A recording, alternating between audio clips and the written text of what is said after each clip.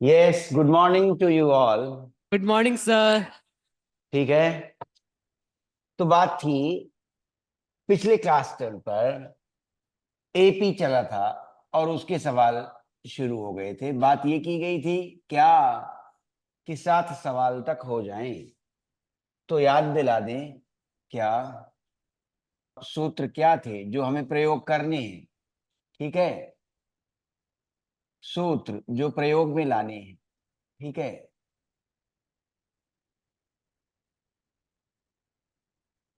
कौन से? देखो, पहला लिखा था, एन टर्म लिखी गई थी a+n-1d, जहां पर कि ए प्रथम पद था और डी सार्वअंतर, a the first term and d the common difference and n the place. ठीक है, and t n the value of n term. ठीक है, टी एन मान है उस nth टर्म का। ठीक है, दूसरा था, लेकिन ये भी कहा गया था कि ये प्रारंभ से है, ये फॉर्मूला प्रारंभ से था। ठीक है, प्रारंभ से और अंत से भी है। तो जब अंत से लिखते हैं एंड, अब एंड से लिखा अंत से। ठीक है, तो जब अंत से लिखते हैं तो फर्स्ट टर्म ट्रांसफॉर्म हो जाता है लास्ट टर्म में और डी ट्रांसफॉर्म हो जाता है माइनस डी में। इसलिए माइनस उत्पन्न होता है n-1। और इसके बाद जब डी लिखा गया तो ये जो आगे से चला था प्रारंभ से, ये वही सार्वंतर है।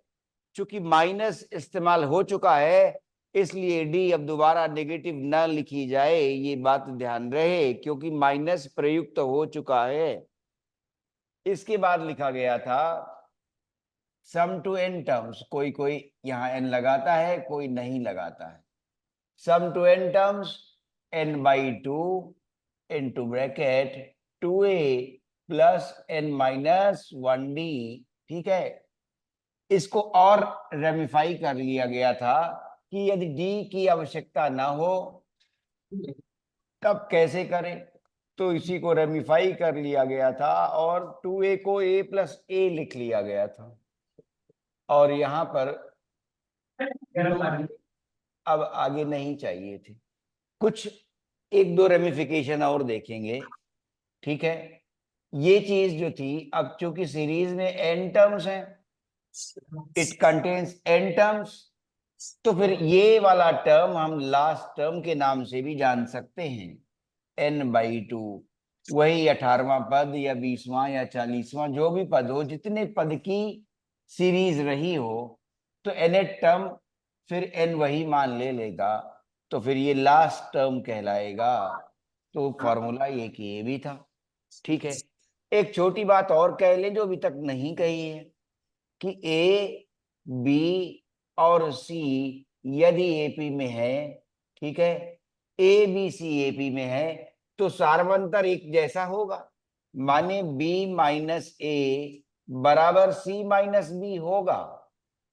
इससे क्या आता है, 2b is equal to a+c।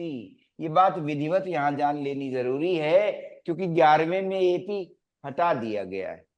पहले एक्सरसाइज थी, अब हटी हुई। तो इसका अर्थ ये निकला कि जो मध्य पद आता है, 3 क्वांटिटीज अगर एपी में है, 3 पद एपी के लिखे हुए हैं, तो मध्य पद का 2 गुना, ठीक है, एक्सट्रीम्स का, छोर पर जो आए होते हैं पद, उनका योग होता है। ए बाएं छोर पर, सी दाएं छोर पर, उनका योग मध्य पद का 2 गुना 2b is equal to a+c। ये भी याद रहे, ऐसे में बी ये भी कहा जाता है अरिथमेटिक मीन। ठीक है, अरिथमेटिक मीन कहा जाता है, ये बात ध्यान देनी है। समांतर माध्य, समांतर माध्य अरिथमेटिक मीन भी कहलाएगा। हाँ, ध्यान से। अब ये भी ध्यान रहे कि चौथी बात भी कह रहे हैं, टूल्स के रूप में ला रहे हैं, और वो चौथी बात देखिए कि अगर 3 नंबर ये एबीसी तो दिए हुए हैं 3 पद एपी में। कभी कभी ये कहा जाता है 3 संख्याएं एपी में हैं, तो उनको कैसे माना जाए? तो हम आसानी से मान लेते हैं ए प्लस डी और ए प्लस 2D। इस तरह से मानी जा सकती हैं 3 संख्याएं। लेकिन इसकी जगह हम क्या प्रेफर करते हैं? सही है, गलत नहीं है, ऐसा नहीं है कि गलत हो जाएगा, लेकिन जो एलजेब्रा उत्पन्न होगी वो जटिल बनेगी। इसलिए इसकी अपेक्षाकृत, ठीक है, as compare to this assumption, ठीक है, अगर 3 संख्याएं एपी में माननी है तो इस तरह से माने, ठीक है। तो बेहतर क्या होगा? बेहतर नीचे है, ठीक है, ये बेहतर माना जाता है। बेहतर क्या है वो लिख रहे हैं, ठीक है।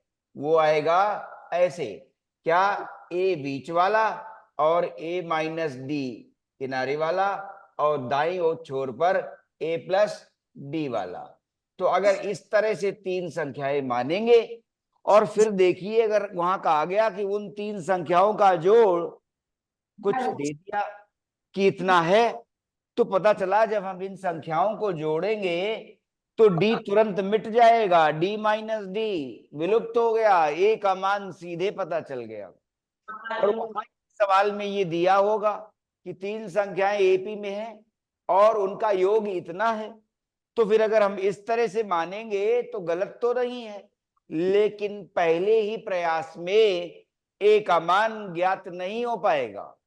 इसमें ए का मान तुरंत ज्ञात हो जाता है। क्यों? डी और माइनस डी कैंसिल हो जाते हैं, इसमें 3a प्लस 3d बन के तैयार हो जाता है। 1 2 और 3 3a, 2d plus D 3d, तो 3a प्लस 3d बनकर तैयार हो जाता है। इसलिए जटिलता घटी नहीं बल्कि बढ़ी। और जब ऐसे अंक मान लेते हैं, संख्याएं मान लेते हैं एपी में, ए माइनस डी, ए और ए प्लस डी, योग करने पर पता चलता है डी कट गया, 3a बराबर 30, देयरफॉर ए बराबर 10। तो ए का मान तुरंत ज्ञात हो जाता है। इसलिए याद रहे कि ऐसे माना जा सकता है 3 संख्याओं को यदि एपी में है, लेकिन इससे ये बेहतर है, क्या? नीचे वाला बेहतर है, ए माइनस डी, ए और ए प्लस डी। जब कभी आपको सवाल में 3 संख्याएं एपी में माननी हो तो इस तरह से मानिए, ये सलाह दी जाती है, ठीक है। अच्छा, 4 का भी आएगा तब जब आगे बढ़ेंगे, प्रैक्टिस करेंगे हाफ ईयरली के बाद, तब 4 पर भी बात करेंगे, क्योंकि एक पाठ लगातार पढ़ाते रहते हैं, ठीक है। बार बार पाठ पर वापस आना होता है, पढ़ाई का सही तरीका बिल्कुल यही, ठीक है। हाँ, आइए अब सवाल शुरू करते हैं। ध्यान से एक बार दृष्टि डाल दीजिए, दूसरा, तीसरा और चौथा। और हाँ बोलो, क्या कहना चाहते हो? सर बोलो, सर एक सवाल बता दीजिए। पूछिए, स्वागत है आपका, बोलिए, पूछिए। यदि किसी समांतर श्रेणी के पी पदों का योगफल किसी समांतर श्रेणी में पी पदों का योगफल पी पदों का योग, sum to p terms, yes, p पदों का योग, वेरी गुड, बहुत अच्छा सवाल लाए हो। क्यों है? पी पदों का योग क्यों है क्यों क्यों है? और क्यू पदों का योग। सिद्ध कीजिए पी प्लस क्यू पदों का योगफल माइनस पी प्लस क्यू होगा। अरे वेल डन, ये सवाल बहुत इंपॉर्टेंट है, वेरी इंपॉर्टेंट, ये सवाल इंपॉर्टेंट है। अभी उस दिन एक विद्यालय को दिया था, तो वो विद्यालय कोई नहीं कर पाया, बीच में वो ए और डी समस्या बन गई, तो उनको ये सीखना बाकी था क्या कि ए और डी अलग अलग निकाले जाएं अथवा नहीं निकाले जाएं।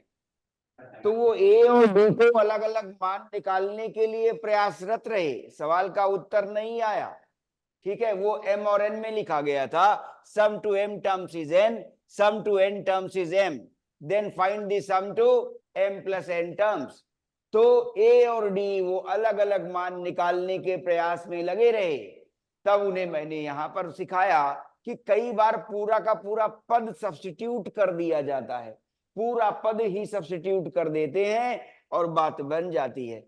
लेकिन हो सकता है, देखते हैं कि ए और डी निकालने पर बात बनेगी कि ए और डी निकाले बिना एक साथ पूरा एक्सप्रेशन ही यूज कर लेंगे, बात बन जाएगी।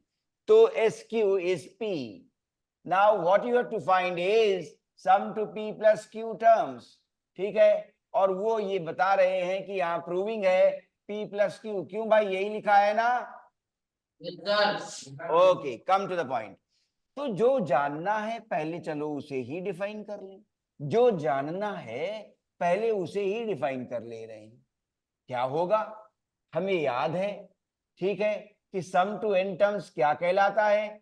n by two 2a plus n minus 1d, ये कहलाता है। तो p प्लस क्यू टर्म्स का सम क्या होगा? p plus Q by 2 and bracket with 2a। कोई भी एपी थी, ठीक है, उसका फर्स्ट टर्म ए, और फिर n माइनस वन की जगह क्या? p plus q minus 1, p plus q minus 1 into d. तो जो चाहिए ये sum of p plus Q terms, ठीक है, सूत्र के अनुसार वो ऐसे व्यक्त किया जाएगा, सूत्र के अनुसार ऐसे व्यक्त किया जाएगा। लेकिन जब ऐसे व्यक्त हो जाएगा तो हल करते हुए क्या हम ये एक्सप्रेशन ला पाएंगे? सवाल यही है। तो अब चलते हैं जो गिवन था, देखें। एस पी कितना है? क्यू है, sum to p terms. You can easily से p by two according to the formula this, ठीक है, p by two 2a plus n minus की जगह p माइनस 1d, ये आया, और उसके बाद q आ गया, ठीक है, ये आया। अब इसके नीचे एस क्यू वाला, q by two 2a plus q minus 1d, और वो क्या है? p के बराबर है, ठीक है। अब कुछ ऐसा करना है अलजेब्रा के तहत कि अगर हम पा रहे हैं कि हमारे पास दो इक्वेशन आ गई, तो लीनियर इक्वेशंस इन टू वेरिएबल्स के पार्ट में हम लोगों ने देखा कि एक्स वाई का मान निकालते रहे दो समीकरणों से। यहां भी दो समीकरण है, ए और बी का मान प्राप्त किया जा सकता है, लेकिन इन्हें थोड़ा सरल यदि कर रहे हैं तो वो देखें क्या हो रहा है, ठीक है, ये देख रहे हैं। तो p बाई टू और ये कंसिडर किया गया q बाई टू। अब यहां से बात शुरू होगी और उसे देखना है, ठीक है। तो चलिए, क्या ऐसा कर सकते हैं कि सब्ट्रैक्ट कर देते हैं, दोनों इक्वेशंस को घटा देते हैं। चलिए, तो जब घटाएंगे तो क्या आएगा? हाफ दोनों में कॉमन है, वो रखा हम लोगों ने, ठीक है, और ये p अंदर मल्टीप्लाई किया है, तो पहली से दूसरी घटा रहे हैं, ये क्या बनेगा? 2pa, और ये क्या बनेगा? 2qa। तो जब घट रहा है तो ध्यान दें, 2pa और 2qa इस तरह से घट रहे हैं, दोनों में 2a कॉमन है, तो 2a कॉमन है, तो बचा क्या? p माइनस क्यू अंदर बच गया। घटाना देखिए, मैं फिर बोल रहा हूं, देखिए, घटाना शुरू कर दिया दोनों ही समीकरणों को। हाफ दोनों में जुड़ा है, इसलिए हाफ अलग कर दिया। Half as a multiple is associated on the left hand side in both the equations, ठीक है, हाफ इसलिए ले लिया। घटा रहे थे, अब p अंदर ले गए, q अंदर कर दिया, तो p into 2a, 2a into p and 2a into q, घटाया है, 2a कॉमन है, यहाँ p था, यहाँ q था, p माइनस q। अब वापस आइए फिर से, इसमें देखिए, अब p फिर से अंदर था, इसके p अंदर ले चुके हैं मल्टीप्लिकेशन के लिए, तो अंदर क्या बचा? p इंटू p माइनस 1, और d बाहर मल्टीप्लाइड है, यहाँ क्या हुआ? q into Q minus 1d multiplied है।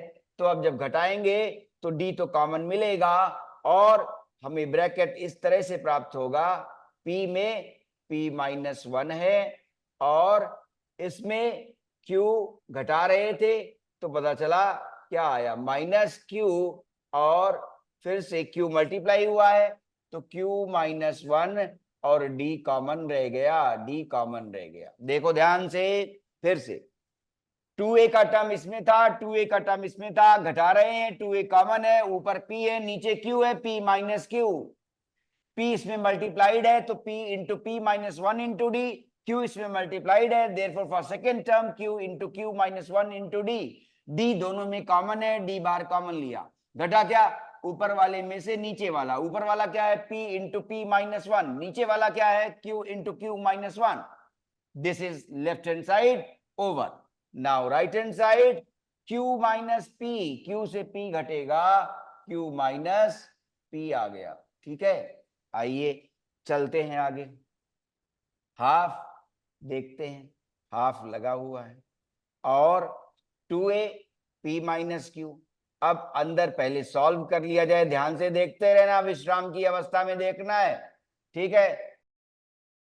p माइनस क्यू, अब आगे बढ़ते हैं, देखो यहां क्या सॉल्व हुआ, सॉल्व कर लें, p स्क्वेयर आ गया, माइनस p आ गया, माइनस क्यू स्क्वेयर आ गया और प्लस q आ गया, ठीक है। इसमें अभी हम कुछ और बढ़िया सुधार कर सकते होंगे, वो भी देखना, ये d कॉमन था, अब ब्रैकेट आ गया, अब इसमें देखा जाए अभी हम रेमिफिकेशन कर सकते हैं, क्या, p square minus Q square क्या लेगा, p square minus Q square लेगा, p minus Q into what, p plus Q, ठीक है, p minus Q into p plus Q लेगा। तो फिर आगे बढ़ते हैं, समझाने के लिए बड़ा लिखा जा रहा है, जब दोबारा फिर अभ्यास में आते हैं तो छोटे सॉल्यूशन लिखते हैं और धीरे धीरे करके जनवरी फरवरी तक सॉल्यूशंस बहुत छोटे आकार में आ जाते हैं, इस पर ध्यान रखना है, ठीक है। 2a p माइनस क्यू, ठीक है, तो p माइनस क्यू भाई लिख लिया।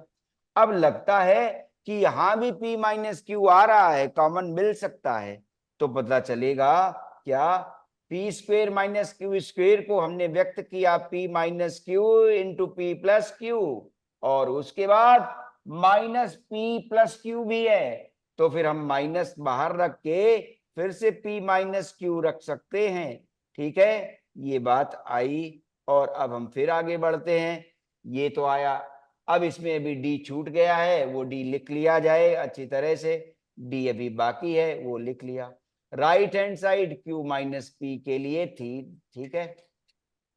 अब आइए देखिए लेफ्ट हैंड साइड क्या ले रही है, p माइनस क्यू यहां से कॉमन, और p माइनस क्यू इस दूसरे पद से जो इतना लंबा लिखा है d का गुणांक है, d के गुणांक में भी p माइनस क्यू कॉमन है और a के गुणांक में भी p माइनस क्यू कॉमन है ना कॉमन, ठीक।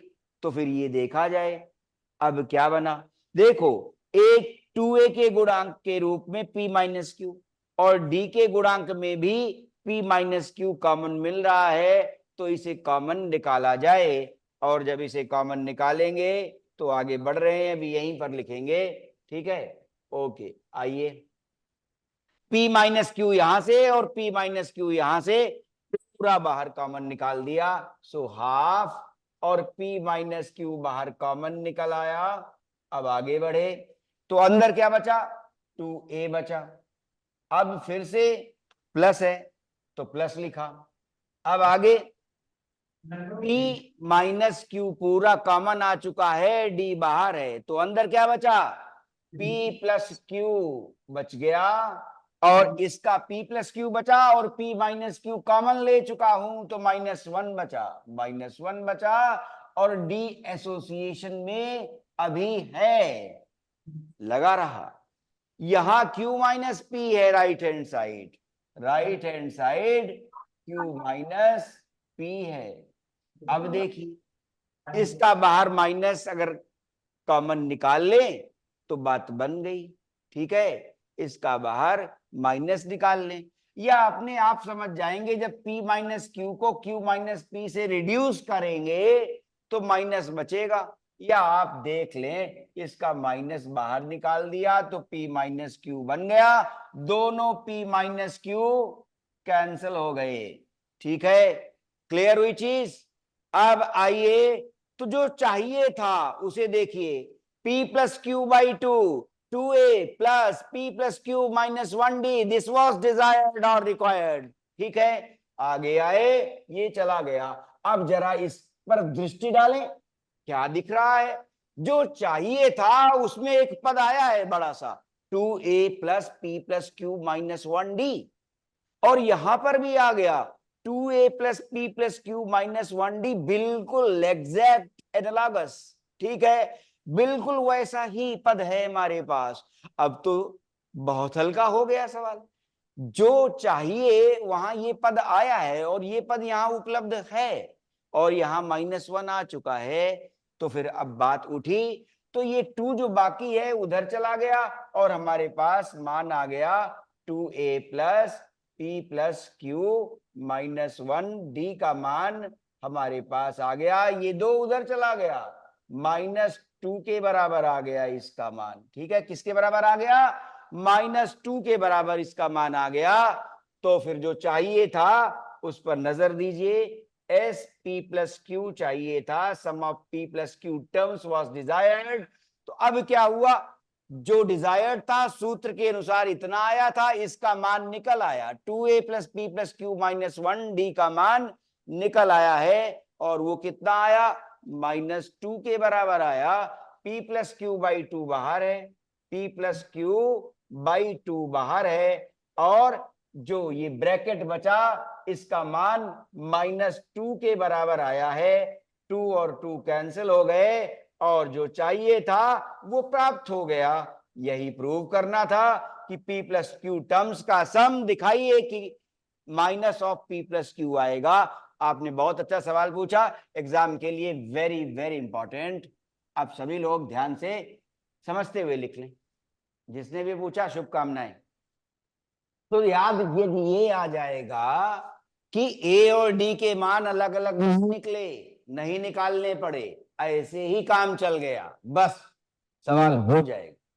तो जब प्रैक्टिस करते हैं तो जो ये आदत पड़ गई है कि प्रैक्टिस करें, सवाल लगा कर देखें ना, थोड़ा स्पिरिचुअलाइज भी करिए अभ्यास को आध्यात्मिक बनाइए। ठीक है, ये भी जरूरत होती है, लोग जान नहीं पाते।